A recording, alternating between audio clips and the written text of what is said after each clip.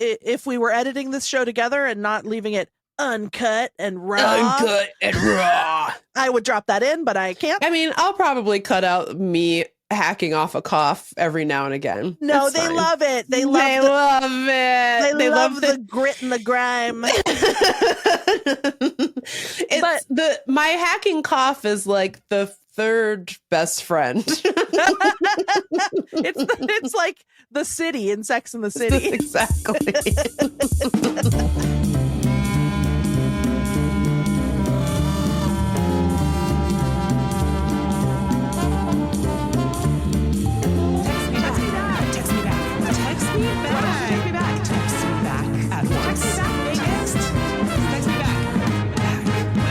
Welcome to Text Me Back After Dark.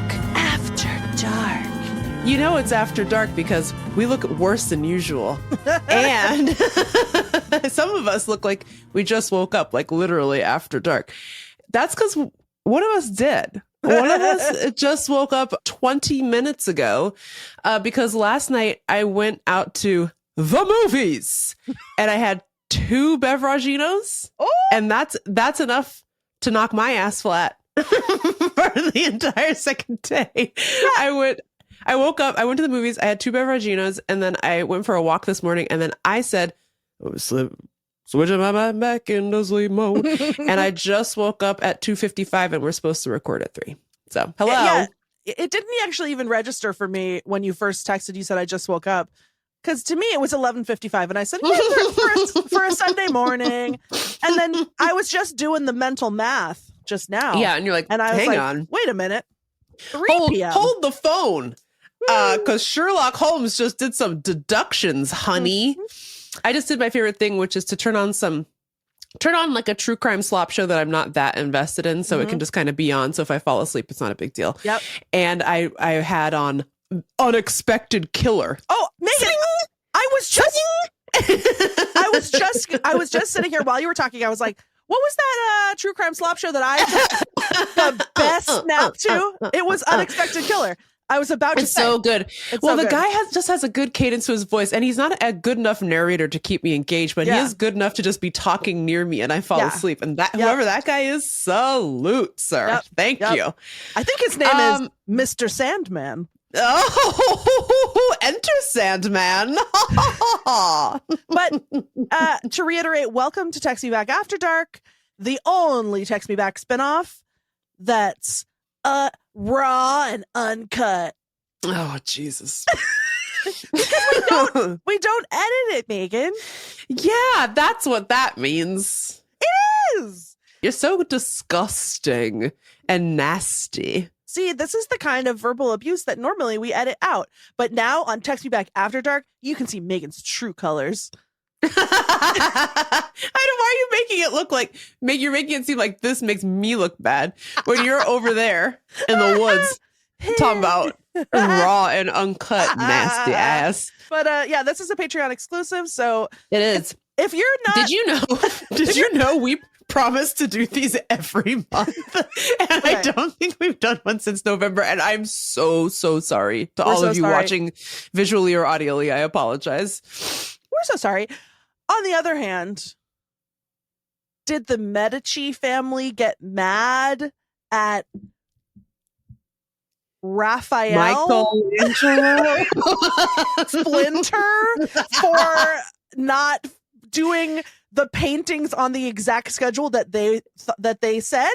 Can I be honest? I think they did. I think they might have been kind of mad. I don't remember that from art history. I didn't focus on old Italian shit, so I don't remember how mad they got. They might have maybe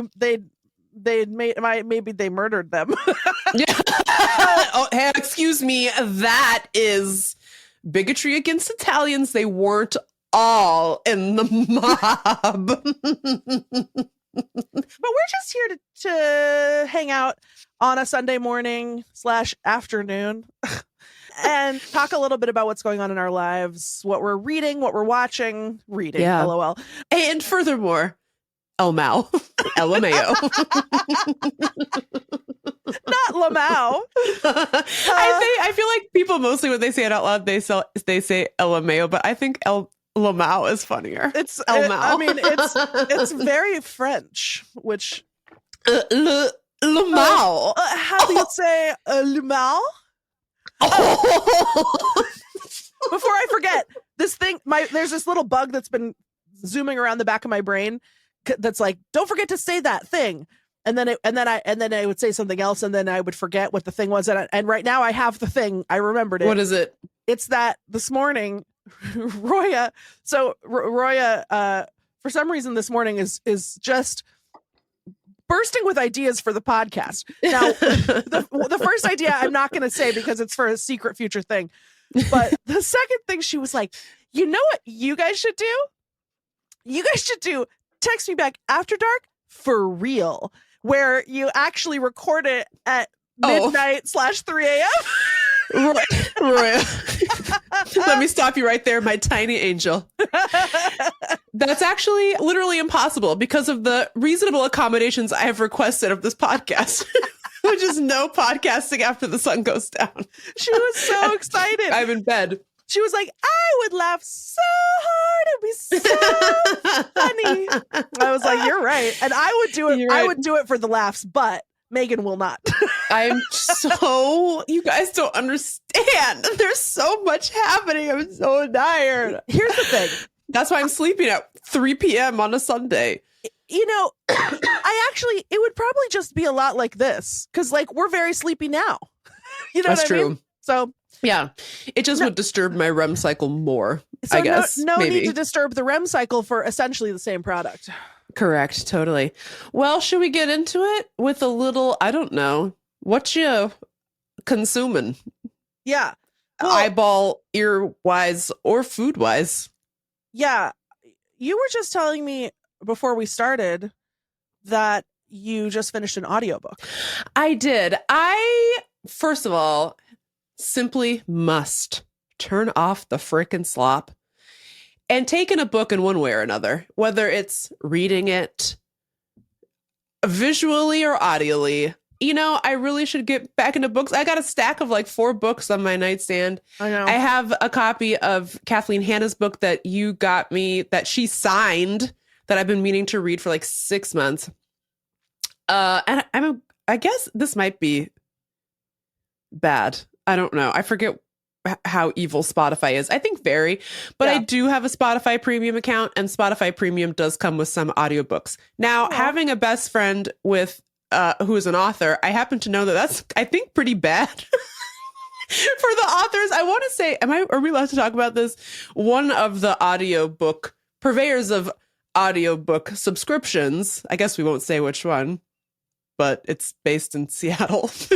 Anyway, they reached out to your publishing company to be like, oh, we're just going to throw in Shrill and Lindy will make 1.000000001 cent per stream. You're welcome. If we don't hear back from you, we'll assume you agree. Yeah. And then your book agent was like, hold the fucking phone. So I assume Spotify, I think about it all the time. So I assume Spotify is the same. I don't know. I'm doing my best to be an ethical consumer. I don't know. I think the whole business model of Spotify is that the artists, if you pay the artist $0, then you get to keep all the dollars. Oh, that's so interesting. It's probably because the tech is so good. So good. They have to reward the boys for making the tech.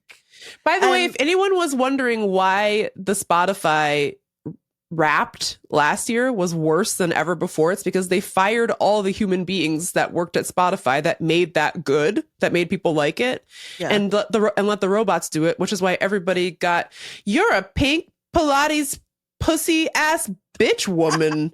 That's your favorite music genre. Ho.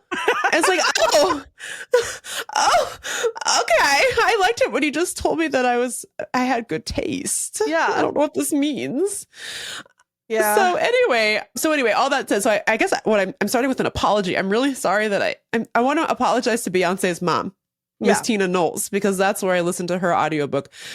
Basically, to finish my thought from 5 minutes ago, I got to get the book in somehow. And so I thought maybe if I switch over to audiobooks, which I think is just as good. You're still getting the info. Yeah. Maybe I'll be more inclined to like quote unquote read/listen to more books. And plus I had listened to all the available case file episodes.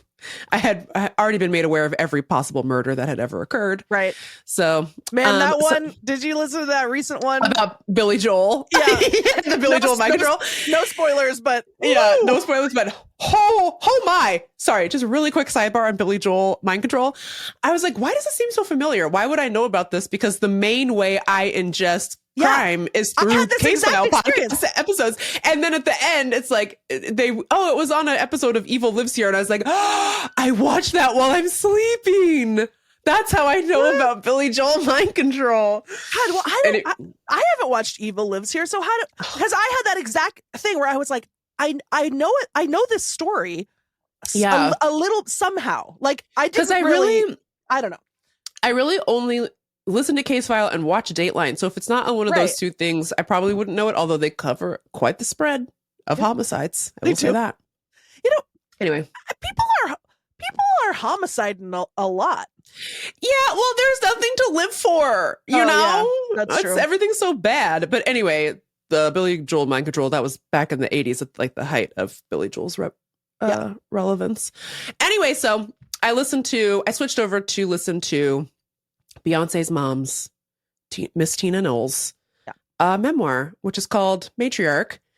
And it's so good. It's so, and I know I'm like a deranged Beyonce stan, so I was gonna like it. Yeah. No matter what, you know? Yeah. But it's great. Her life is so interesting. You know, she grew up pretty poor in Texas. It like segregated, it's still segregated. She went to like segregated schools. And she also has this very interesting take on when they started to integrate schools after Brown, because Brown, I think, came out in like 1955. And by like 1965, the schools in Texas were still not totally integrated or like integrated at all. And it took a really long time for them to get around to integrating her high school. Like she was about to go to high school and they were like, we're shutting down your high school. And now you have to go to an integrated high school and none of the white kids want to go to the one that your entire family went to. And so I'm not sure exactly how to articulate it, but it's just very interesting to get the perspective of like, actually, this decision uprooted my life and forced me to go spend time with people who hate me and my whole family for the purposes of like improving society. It's like, obviously, you know, no school should have ever been segregated, but the children that we sent into these situations to kind of like undo your great grandparents' societal crime, that was a lot to ask of them. Well, you know? Yeah, I can't remember. I think it was maybe a This American Life. I read or heard something about this exact thing where like a lot of people who, you know, were sent, like, you know, the sort of like, I don't want to say forced. What am I trying to say? Like when they integrated the schools, it's like, okay, we're going to send all these black children to now have like racist white teachers with no cultural fluency who don't care want about them there. Yeah. Like, nobody wants them there. It's just sort of like that was crazy. I feel that's like crazy. People focus a lot on like, oh, like the parents and the other students were racist and mean to them, but also just like the institution itself was not equipped to take good care of them. That's correct. And they didn't. And they really, really didn't. And she was very upset too, because the high school she was supposed to go to was like actually a really good school. They had, you know, teachers who had gone to HBCUs. Some of them had PhDs. They had like one of the best drama departments and a really good band. And she was like, now I have to go to the white kids school. And they've like never even heard of like Motown. You know what I mean? It's like, this is crazy that you're making me do this. Well, and I mean, I don't know the answer to this, but I assume Brown v. Board didn't mandate that the integrated schools also hire the black teachers to teach the white students. Please don't be insane. Well, that's why like a lot of them ended up getting bused, because like the idea was like, even if basically it was like, if it was a primarily black school, that school was getting shut down because no white parent was going to send their white kid to a primarily black school. So instead they like dispersed black kids all over the city on buses. And it's like, I have no idea what happened to all those teachers, actually, if I'm being honest. I don't know what happened to them. Right. But I doubt that they got hired to teach the white kids. And, you know, it obviously like upsets everything that all these expectations that she had of her high school experience and like, you know, opportunities that she was looking forward to having. It's like, well, obviously all the really good clubs and opportunities are going to the white kids. And it's like, they started like a Black student union basically at their high school. And it's just, I don't know, very interesting woman, very interesting life. Her family, she has a lot of older brothers and sisters. Of course, I'm like listening to this thing. I'm like so enthralled by everything that she's saying. But in the back of my mind, I'm like, oh my God, we're getting really close to, you know, Beyonce being born. I just kept being like, I'm so excited for her to find out about Beyonce. But yeah, Beyonce's born. And then she talks a lot about like the Destiny's Child years and making their costumes and just, you know, a lot of the racism that she personally put up with as she was working with Destiny's Child and the racism that Destiny's Child had to go through. And, you know, it was just like, it's not like things are like, I actually don't think things are better in most ways. And I still think that people probably feel this, but people would just straight up tell them to their faces that they were too ghetto. Like label executives would be like, their costumes are too ghetto and they're never going to be a crossover hit because the way that you, Tina, because she made their costumes herself, the way that you style them is ghetto and like wrong and bad. And it's just crazy because like as a consumer of Destiny's Child at the time, I never once thought that. I never had a thought that like they were even dressed differently than any other pop act at the time. It was like low-rise jeans and like a going out top. You know what I mean? I know. I was just thinking the only impression I ever had, like the only thing I remember thinking about their outfits was learning that Tina made them and being like, oh, that's so cool. Right. Yeah, exactly. And of course, like a lot of the stuff that she made did end up becoming really popular among white people. And she never got credit for a lot of it. Yeah. And then one day she won an award from Vogue, like a fashion award from Vogue. And then the labels were like, I guess we have to stop hassling Miss Tina.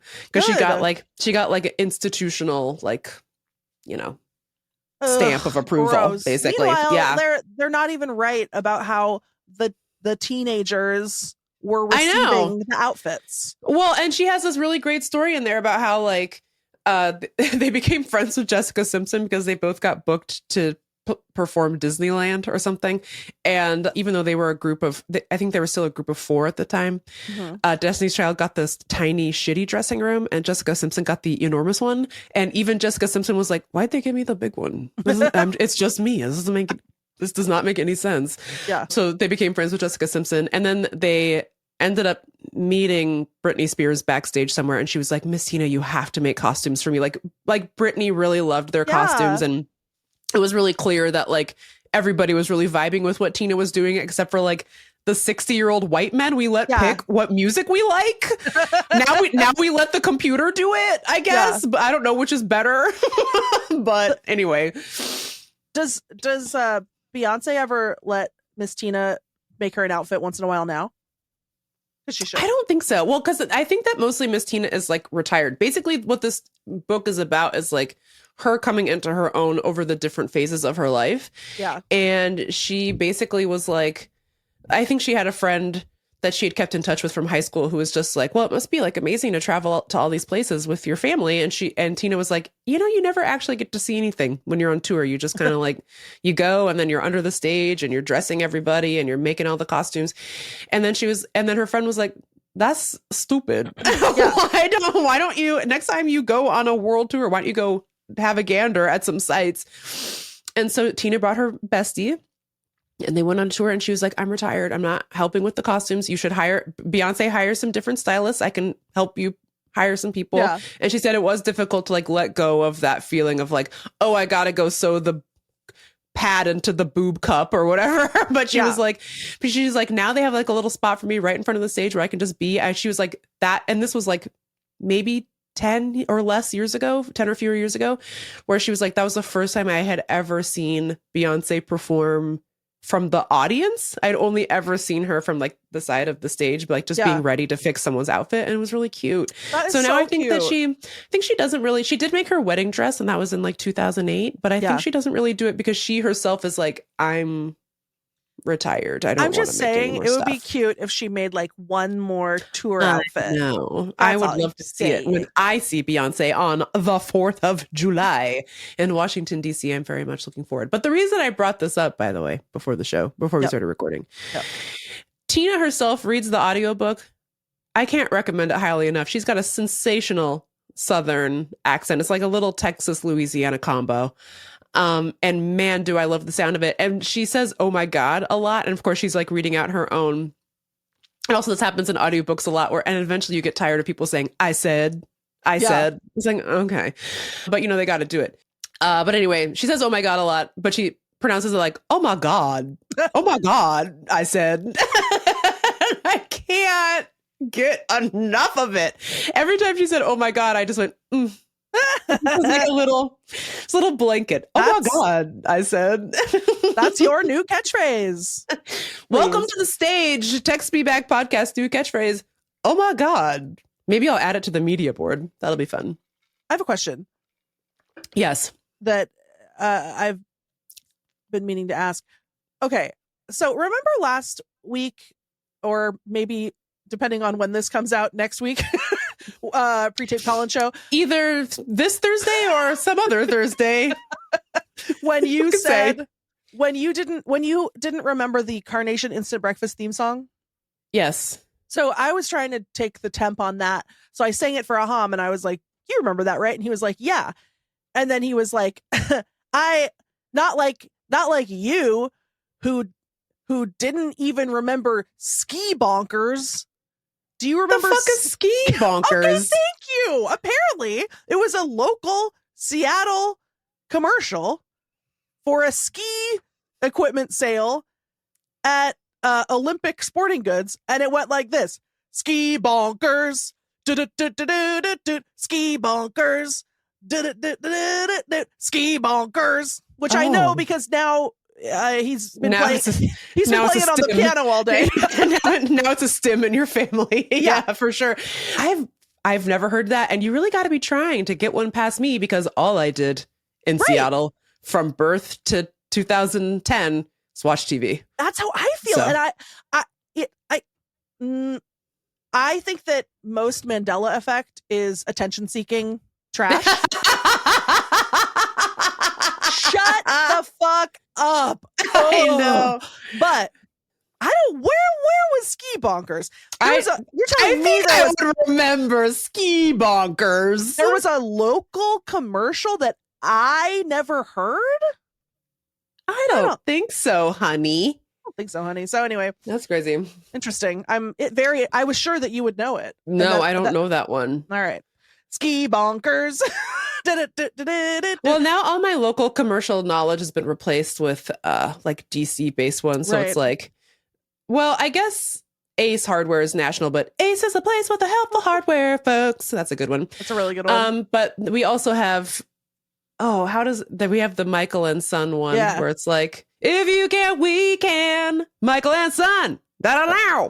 That's good. It's really jazzy. That's a good one. Right. Well, I just wanted to take the temp on Ski Bonkers. Well, that's what I've been consuming is Miss Tina's audiobook. And just really quickly, I'd been planning on listening to it / reading it anyways. And then Oprah picked it as her book club pick, which was neither here nor there, except that Oprah made a video of her calling Miss Tina to tell her that her book had been selected. And Oprah's damn near in tears like, Tina, it's Oprah. I've just finished Matriarch, and I just want you to have the blessed assurance that you have done it. And I said, blessed assurance. Are you Moses? What I is think happening She here? has fully embraced her status as a As holy Jesus woman. Christ. Yeah, exactly. So I was like, well, if Oprah says she has the blessed assurance, I better add that to the fucking queue immediately. So shout out to Tina. Shout out most especially to our Lord in Moses. Santa Barbara / Montecito, Oprah Winfrey. Thank you, ma'am. Because I had the blessed assurance of enjoying the hell out of it. Thank you. Man, I'm still listening to the same stuff. But I too am blasting my way through audiobooks as usual. But actually what I'm listening to right now was a Text Me Back-a-Lite recommendation. Oh, Which what is that is it? I mentioned that I had begun listening to the body of work of one Sir Terald Pratchett. Heard of him? Ever heard of him? And that's where there's a famous clip that we played on the show where someone is imagining dragons. Mm-hmm. And if we were editing this show together and not leaving it uncut and raw, I would drop that in, but I can't. I mean, I'll probably cut out me hacking off a cough every now and again. No, It's they fine. love it. They love it. They love the grit and the grime. My hacking cough is like the third best friend. It's like the city in Sex and the City. Exactly. I keep trying so hard to make that joke and it never works. It's so stupid. It's so but funny. It's so funny. It's so funny to me and you and no one else. I love it. The city is the fifth friend. Wait, how many are there? But it's like, but I feel like they used to say the city is like the fifth girl. Yeah. Or something weird like that. So, but if I just say that and you don't know what I'm talking about, it makes me sound like a offender. It makes me sound like a straight up, like accused offender.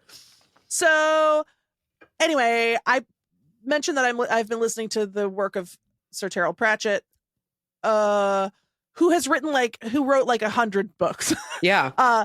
And so then the Text Me Back-a-Lites got on the Discord and they were like, Lindy, I must have mentioned feeling overwhelmed by where to start. I mean, I just started with like the first one, which like was fine. I wasn't like in love with them. Like they're very cute, but they're also a little bit, I don't know. I liked it, but I didn't love it. But I was like, I'm going to keep going.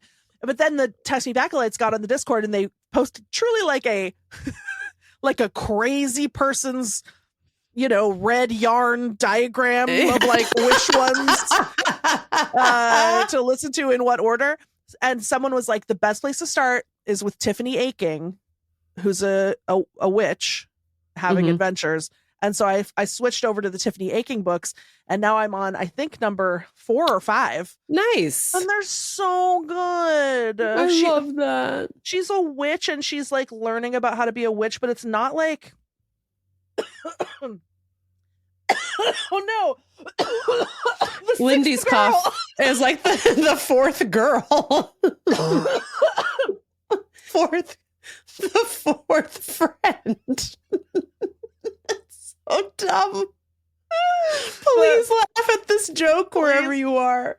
Please clap. But anyway, it's just really good. It's just like better than Harry Potter. Yeah, that's what I'm realizing lately is that I was like, why did I let that woman corrupt my mind into thinking these were good? Yeah, shit. And like, of course, the more fantasy you read, and I've been reading fantasy for a lifetime, so like, don't get it twisted. It's not like I was fooled. Yeah, but you're like, no Johnny come lately to the fantasy game. No, but like, man, so much of Harry Potter is derivative just / some straight plagiarized. It's crazy. Yeah. Anyway, I just love little Tiffany Aching. It's like, they're really funny, and they're also just like surprisingly kind of poignant and beautiful, but also like very silly. I don't know. They're so good. Nice. And they're like dark and a little bit scary, but not too scary. And a lot of it is about like learning like who you are. Oh, I am. And like a big point of the whole thing is that like being a witch isn't about like doing fancy magic spells. It's actually about like being a caretaker of your community and like Oh, going around and taking care of the people that nobody else takes care of. And like, we need that more than ever, they say. and like sometimes the real magic is just like essentially being The friends you made along the way. well, yeah. But I was gonna say essentially like being a therapist and kind of like tricking people into solving their own problems. It's like very beautiful. And there's a talking frog who's a lawyer. So oh, well, that's Lindy bait, baby. Yeah. Although I would say the frog lawyer, I think he's a toad, but he doesn't show up often enough for my taste because I do laugh every time. You want to spin off. But Terry has passed on, no? Or is he still alive? No, he passed on. And I think he had like Alzheimer's or something. It was like very sad. No. He's a deeply beloved man. And for good reason, in my opinion. So, in my humble opinion. So right now I'm on. That's cute. The book that I'm on is I Shall Wear Midnight. I've already listened to The Wee Free Men, A Hatful of Sky, and Wintersmith.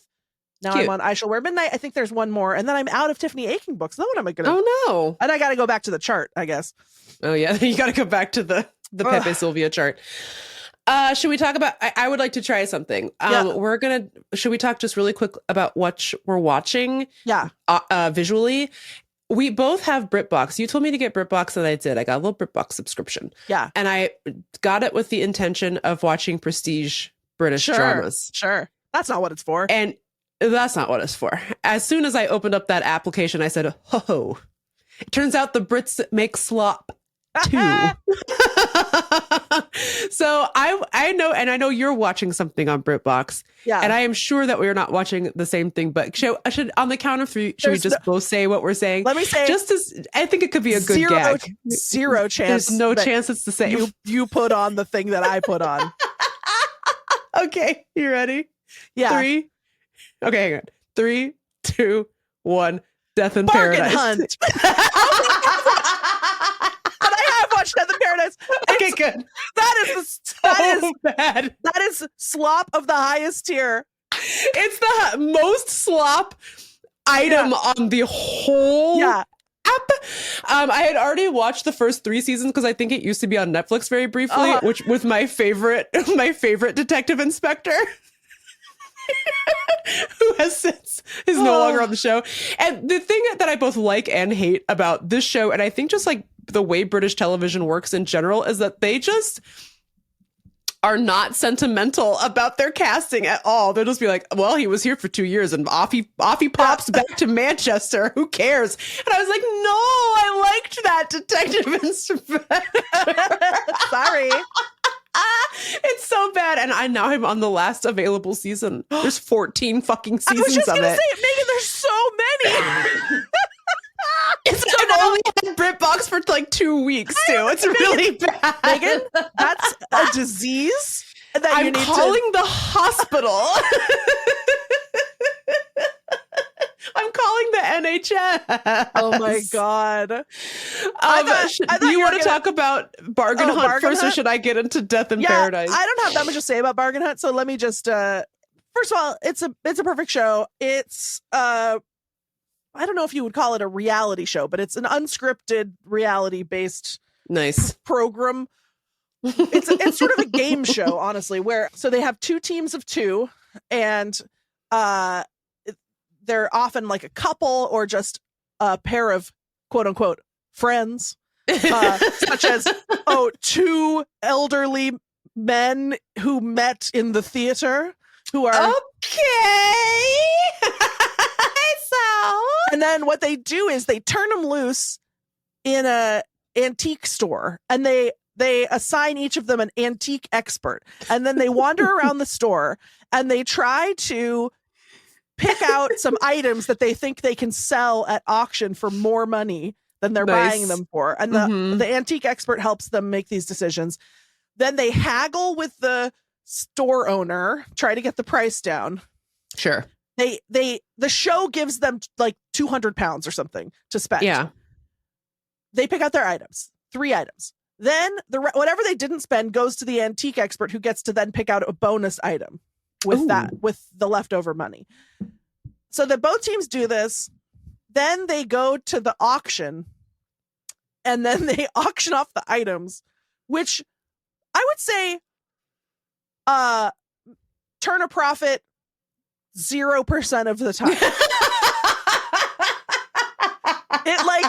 It's so funny because there's 34 seasons of this, and the actual structure of it does not function at all. Great. Because they're not going to garage sales. They're going to antique stores where someone has already accurately priced these items. Yeah. And it even says in the Wikipedia it's like they very rarely turn a profit because they're shopping at a real store. So it's like you're buying something for anyway, auctioning off the items too. Just some random person who's also there. It's like an official, there are just like antique auctions, I guess. Oh. But it's and then whoever wins, like whoever has like the smaller margin of loss, essentially, I think wins nothing. It's like, yeah, what is this, you guys? Or I think they get to keep their profit if they made a profit. Oh. So like, every show ends with them giving the BBC £5. Yeah, the first episode I watched, the two friends, they made £57 profit. Okay, I know, and so I think that was their prize. And plus, it's so rare for anyone to make a profit on all three of their items that they got a little they got a little pin. Oh, I was gonna say they got knighted. Yeah. No, they got a golden gavel pin, which I love. I just feel like in America, the people don't let you get away with like a game that's just for fun with a fake prize. Yeah, well, I think the issue is, I might be completely making this up, but I looked into it once because I had heard, so there is a Drag Race UK, but they don't win any money. Like the prize is really bad. The prize is like, it was like, it might be different now, but in like the first season, the prize was you win a YouTube web series produced by RuPaul's production company, but you don't win any money. Sure. And I was like, what's that about? And then I noticed that they don't win any money on like Bake Off either. They just get a plate. Stand. Yeah.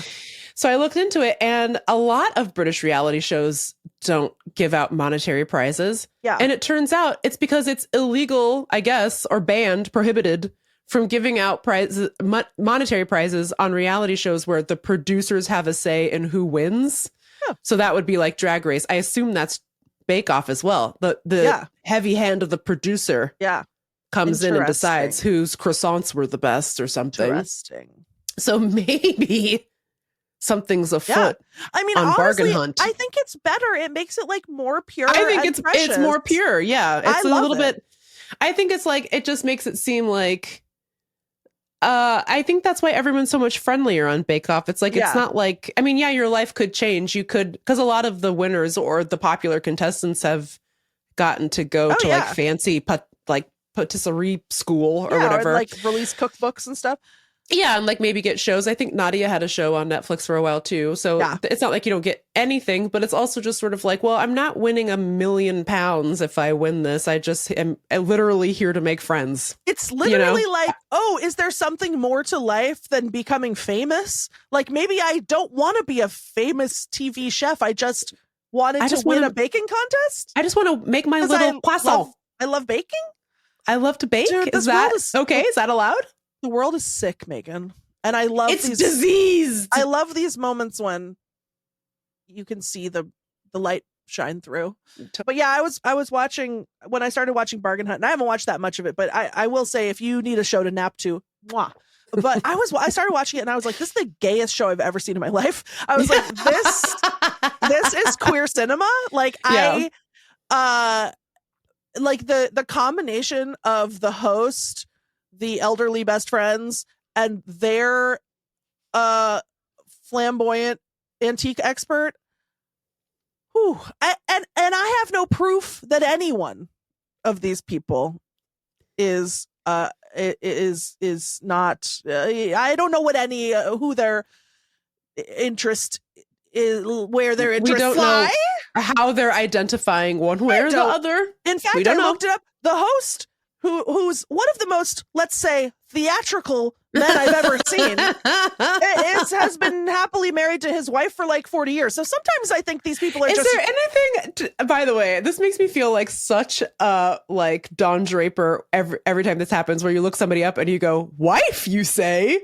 Wife? I feel like such a toad, but it's also like, no, but for real, wife? Wife. I mean, but great. Good for you. Like, good for both of yous. But I was just having such a lovely time because it's not TV made. It's not Drag Race. It's not made for like young, cool progressives. It's like made for old women. It's made for old people who like to find bargains at antique stores. Yes, but there's this. I don't know. I just there was something very like sweet about it, but so the premise very queer coded. The premise itself.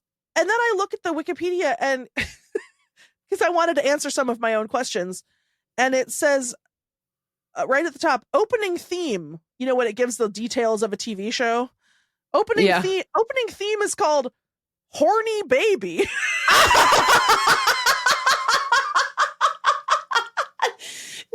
No. Why? No. Pick a different song. Horny baby. Horny baby, you say. Wife, you say. Okay. All right. If you say so. All right. England is crazy, dog. Oh, I love them. Yeah. Meanwhile, I've been watching Death in Paradise. Like I said, I had already seen the first 2 or 3 seasons. I think 3 seasons.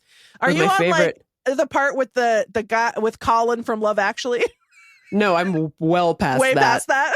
So I don't know. The first detective inspector is a gentleman by the name of D.I. Poole. Yeah, and he's great. That's the only part that I watched. I watched the basically, and I love him. He's so my grumpy. Favorite to this day. So grumpy. Well, basically, the premise of the show is, and anyone who's an expert in colonialism, will you write in and let me know what the fuck all is going on here? But there's on this fictional island of Saint Marie, where everybody speaks French, but the island is owned by Britain. Sure. I don't. Did that happen? Does that happen? Meagan, where like it used to be owned by France, and then England was like, "We'll take it off your hands." I don't know. Anyway, so for whatever reason, for the reason of colonialism and imperialism, the people who live board and live on the island are not allowed to run their own police department. So they have to bring in a detective inspector from the UK to head up all of their investigations. I do not know why this is the case. They are not allowed to run their own investigations. I'm like, is there no one from the island who's qualified to be a detective inspector? Or you just don't let them take the test? Like, what the fuck? Also, I think it goes without saying that everyone who is from the island is a black person. Yep. And so it's a very odd visual. Yeah. You know? Detective Inspector Poole is white, the whitest. And oh boy, does he hate being there. It's because it's so hot. Which is very pig DNA coded. Very pig DNA coded. And that's why I like him so much. The idea that I feel like it's very British to be like, my worst punishment is to be sent to live literally in paradise. Yeah, where it's war. And the detective inspector gets put up in police accommodation, which is this beautiful shack on the beach, like on the beach, like right there, and you open up the window, the ocean is right there, and they're all like, but he's just like, all hate it. He's just like, oi, this food's too spicy. This food's too spicy. What you put in this black pepper? Hates it. So anyway, Detective Inspector Poole leaves on the 3rd season. I will not say what happens, but I remember being absolutely shocked. And as they say in England, I was gutted. I was gutted to see him go. And gobsmacked as well. So then they bring on good old Chris Marshall, I think his real name is, but he's D.I. Humphrey Goodman. And he was that weirdo from Love Actually who hooks up with Shannon Elizabeth in the hot tub. I didn't know he was that early. I see. Yeah, he's really early on. And he stays on the island for a good 4 years or something. And he's a delight. Oh, I hate to say it, but he's an absolute delight. And he's not a hater. like DI That's pool. good. He likes to be on the island, although he's always very sweaty. But I don't remember him complaining about it that much. And Can I say, yes, the reason that I know, this is just kind of funny. The reason that I know that he's on it, but I have no idea which season, is because every day I scroll through BritBox and I scroll past 17 different icons for Death in Paradise. Yeah. And each with a different detective. And I say, no, thanks. not today. I get it. I watched. I understand. I understand the premise of the program. But now Humphrey has a spinoff show, which I forget what it's called, but it's called like Return to Paradise, I believe. But it's shot in England because he returned to England for love, you see. Oh. Anywho, then my second favorite DI comes to town. His name, Detective Inspector Jack Mooney. He's from Ireland, and this man freaking whips, and everybody loves him. The police commissioner, Selwyn, who I love so much. Sure. He loves him. Elizabeth, the bar owner / mayor, loves him. Yeah. All the detective sergeants love him. Can I just say, maybe for people who haven't seen it, we should explain, this is a classic cozy mystery. So it's not scary. It's always like he figures out that someone got bit by a lizard. Yeah. And he can tell because they left their scone crumbs near the lizard or whatever, right? You would have gotten away with it with actually literally murder if the tiny top of the pin hadn't popped off out of your pocket next to the victim's body. Yeah. But it's very much giving, every procedural that we know and love. It's not scary. But it's really giving Murder, She Wrote, if we can be honest, because it's like, why are there so many murders on this tiny island with only 50,000 inhabitants? And there's a fucking devastating murder every day. Well, the nice thing is that there's a lot of tourists on this island. So a lot of times British tourists will come and murder their wife. They should, on vacation. They should put out some bulletins saying, please do not come here. Please do not come here if you're just planning to do a murder. Excuse me, but the British have a very violent mind. They're not to be trusted. Turn them around at the St. Marie Regional Airport. I can't have that. Actually, can we have a violent and bloody revolution and get them out? And also, why do they keep sending their detective inspectors here? We can handle it ourselves. I feel like the first season, I feel like there's like a grumpy woman who's like his assistant or something, and she's like, she's a little bit just like, why are you here? Which I like. I remember liking that. Like, it's like that's Detective Sergeant Camille, and she has since moved to France to become a detective inspecteur or something, whatever the French call it. Okay, I'm sorry. Anyway, an Irishman. We love the Irishman. He really wasn't on the show long enough, in my opinion, because I think he might be my favorite. He was a gas. Yeah. We love Detective Inspector Jack Mooney, don't we, folks? Anyway, that's what I'm saying. Off he goes back to England, of course. Very sad. And then they bring on somebody I didn't like that much. His name was Detective Inspector Neville Parker, and he's like a sickly Caucasian weirdo, and he's definitely like leaning into his inability to consume spice. Sure. He's allergic to everything. He's sweating. He's always sweaty, but not in a fun pig way. Just a kind of like a sort of a colonialist, like a colonizer way. Can I ask how many seasons did you watch with this character that you don't like? That's not important. He was on the show for so long. He was on it for like 3 or 4 seasons. It's insane. I watched every last one, babe. Oh boy. But he learns a lot. He grows to love the island, because basically that's basically like the undercurrent of this whole thing is like white people learning lessons from Black people. Yeah, it's like, okay. Still, did I stop watching it? No, dog. Hell no, dog. Anyway, Detective Inspector Neville Parker finally fucks off back to Manchester, and then they finally allow a black detective inspector to come to the island. Say what? He's from London, isn't it? and when he appeared on the screen, what did Megan say? Let's hear it, Miss Tina. Oh my God. I said. Anyway, his name's, I fucking forget, because he kind of is just an asshole. I'm kind of over him, but I can't stop watching, obviously. His name is, hang on, I have the... You know it doesn't matter. I have the IMDb up on my computer. Oh, excuse me. His name is Detective Inspector Mervyn Wilson. And he has personal reasons for being on the island. No spoilers, but he hates it because he, being from London, isn't it? He's always on the go, go, go. Everybody moves too slow for him. Also, he can't drive because on the island they drive on the left. And so he's confused by this and cannot possibly function on the road. So he's like, they must drive on the right. Don't we drive on the right? Sorry, I just mean I meant that the steering wheel is on, but it's not really on. Sorry. But you know what I mean. But but they drive the way way that we do. The normal way. And he is used to the British way. And he doesn't, so he's mad. So he makes Detective Sergeant Naomi Thomas, who is a gem, makes her drive him everywhere. Which I don't love the visual. How much do you have left? Oh boy, probably only one season left. And British seasons are so short. It's probably only like 10 episodes. It's actually devastating.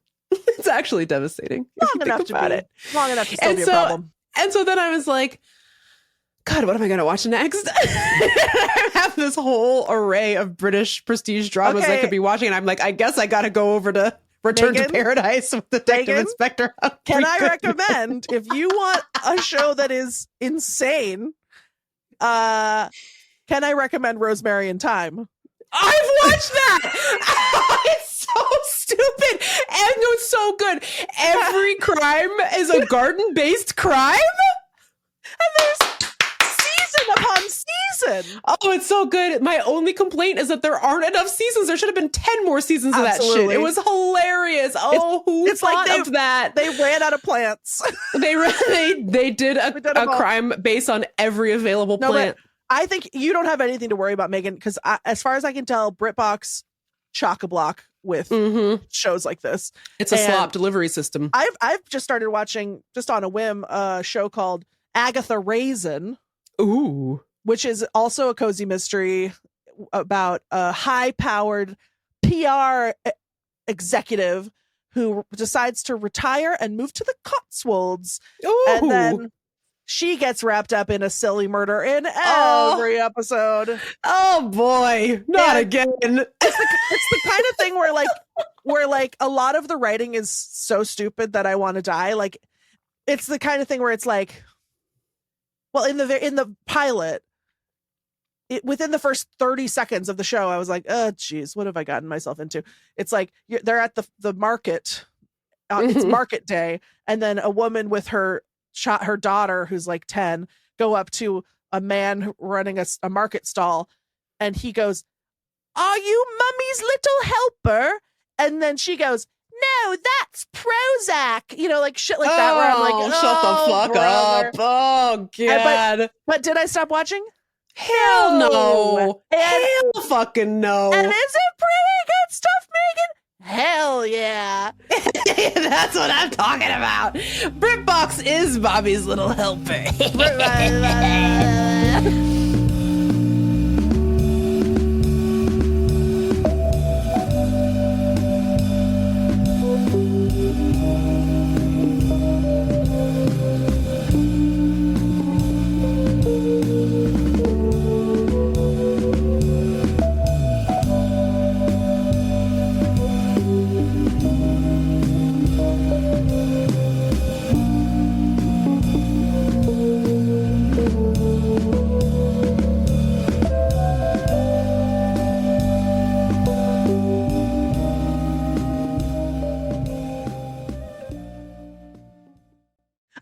betting that we're not cutting any of this out. No. Something to think about for next time when we do this again in 1 month. I hope you enjoyed it. Wait, I have one more question before we go. Yes. I've been meaning to bring this up on the real podcast. I was thinking maybe this is more of an after dark topic. Which is it? Okay. I told you I had some health related oh yeah, you did. I had to have a health. Yeah, don't worry. So this is not. You did billboard that, I believe, at the beginning, and then we were about to just never speak of it. Well, no, I think I billboarded it before we started. Okay. But I've been thinking a lot, kind of nonstop lately, about the toilet plume. Do you know about this? What's that? No. Well, around, I don't know, 10 years ago or so, I started to hear rumors. People would say, did you know that every time you flush your toilet, a plume of vaporized poo mist, poo particles, it gets all on your toothbrush. And at the time I was like, oh no, and so I started closing the toilet lid when I flushed the toilet. Sure. Okay. Just in the last year, I've started to think, I never heard of this before I was 30. Yeah. And I never got sick from my toothbrush. Yeah. How do we know that this is real? You know what I mean? Yeah. You put on your bright red skeptic hat and you said, I'm going to do my own research. I called up Detective Neville Parker. And I said, oi, what's all this then? What's all this then? Because I just feel like, how could a thing be harming me that never harmed me until I heard about it? Right. You know what I mean? So true. Let me tell you, I've been flushing. Oh, my ass been flushing. Since the Reagan administration. No, for sure. And then it wasn't until Obama's second term someone tells me about toilet plume. Yeah. And now I'm supposed to alter my lifestyle and just believe that there's poo-poo on my toothbrush? Again, I will be doing my own research. And in the meantime, I will not be getting vaccinated just to be safe. I just want to know. No one's ever shown me the science. Have you discovered this? Did you look into it? You haven't looked into it yet. You think I looked into it? Yeah, I thought that's why you brought it up. No, I just wanted to see what you thought. You just wanted to raise the specter of toilet plume. Megan, it's important to teach the controversy, as you know. Yeah, that's what I've been saying. Yeah. It's not my responsibility. I said the burden of proof's not on me. The burden of proof's not on me. I mean, I think you're the one. I mean, I don't know. Who cares? I guess I always just, as a matter of habit, the reason I keep my toilet lid closed at all times is because one person told me 8 years ago that rats can swim up the pipes. I have no idea. That to me fits in the column of probably not true. No, that happened to That happened to you? To me at my childhood home. A rat came out up the toilet in the bathroom in Seattle, Washington. Yeah, and we know because it left muddy paw prints on the toilet seat. No, and no. then I saw it, and then my mom and I screamed, yes, and left the house. Yes. And then we called my dad, who was at work, and then he said, just put the cat in there. And we said, no, Papa, no. Elderly Gueso? I don't think Not so. Gueso. Not on my watch. Anyway. So I just always keep it closed. And it just, to me, that feels probably true. That stuff shoots up into the air. But it's also like, it's probably not going to kill you. I mean, you're in there with it while it's happening and you're not dying. So I don't know. I'm just saying, like, what's worse? Having a little mist, maybe get on your toothbrush, or I have to touch the toilet seat with my hand? Oh, I do it with my foot. Even in my own house, I do it with my foot. Doesn't that create a crash? No, because I'm so glad you brought this up, but no, it does not. Because Adam hated the violence with which the toilet lid would come down. I would hate that. So he went to the hardware store and got the special soft closing toilet lids. So now you just click it with your foot and it goes, ooh. Okay. I'm going to talk to my husband about that. Yeah, you should go to Ace, which is the place with the helpful hardware folks. Maybe they can help you with the toilet seat. He was so bothered by it that he went out. Like the ones that came with the house were not acceptable. And so he went and got new ones. Yeah. Okay. I have one more thing before we go. Yes. This show is not sponsored by Ace. Yeah. I fucking wish it was, man. Does Ace still exist? Did it survive? Yeah. Well, it does in DC, and most of the Ace hardware stores in DC are employee-owned co-ops. So I love to go to the Ace. Up. I love to go to the Petworth Ace whenever I get the chance. Okay, hang on a second. Okay. Wait a second. Now Marge is the one in the background making noise for once. It's usually Kevin. Ski bonkers. Why is he British? It's Australian. Maybe this wasn't a regional commercial. But is there more than one ski bonkers? It's not playing the song. Hang on. Also, isn't Olympic Sports? I think Olympic Sports is a Seattle company, Definitely, because of the Olympics. Hold on. Not the Olympic Games, Megan. Not the Olympic Games. Don't get it twisted.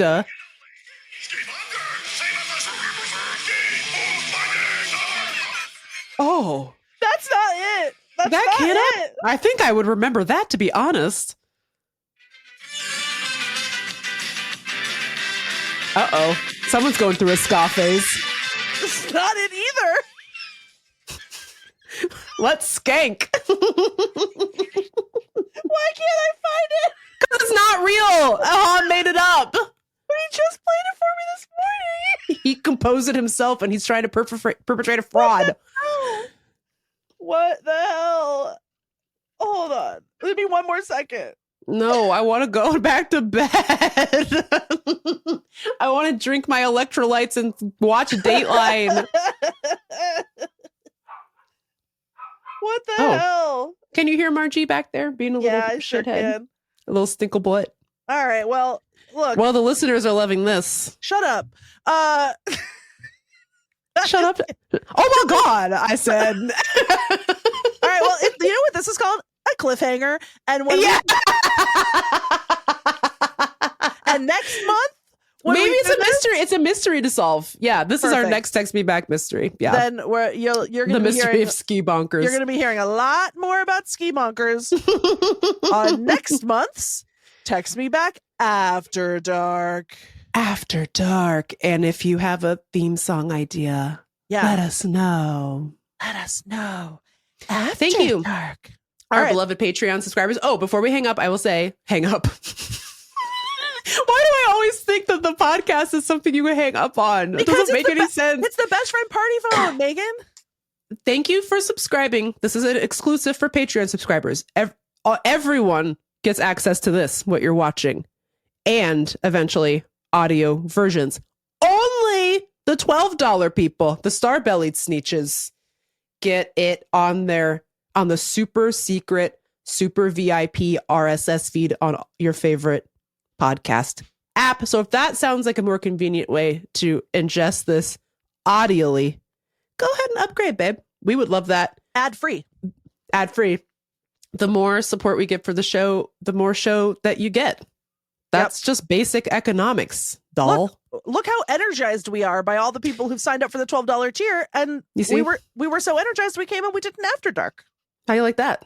I woke up from a nap and rolled over here into this chair and popped off like 12 jokes over the course of the last 1 hour and 3 minutes. What more do you want from me? Right. Okay. That's right. All right. We'll catch you next month, freakos. We love you. Love you. I'm hanging up the podcast. Text me back. Text me back. Text me back.